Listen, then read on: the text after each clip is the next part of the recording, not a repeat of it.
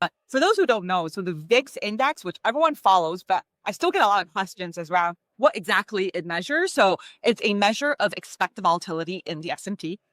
In simple terms, how much of the S&P is expected to move in the next 30 days. Oftentimes, it gets referred to as a fear gauge. And I think that's where you run into trouble because what it's meant to measure is uncertainty, and uncertainty cuts both ways. It's both downside as well as the upside, whereas people oftentimes use it only as a measure of downside risk, right? So hence the name, the fear gauge. But oftentimes, we'll see this market can move a lot to downside, can also dip high. And all of that information, I think, sometimes gets lost when you only use the VIX as a fear gauge. So what we've actually done is broken out kind of what are some of the main drivers underlying the VIX, trying to tease out some of those like directional component, right? How much of the VIX move is just purely a reflection of what the S&P itself is doing, how much is actually additional risk being priced in due to demand for downside hedges, maybe demand for upside calls. All of that can actually really add a lot of complexity, but also a lot of informational value, even for people who don't trade out.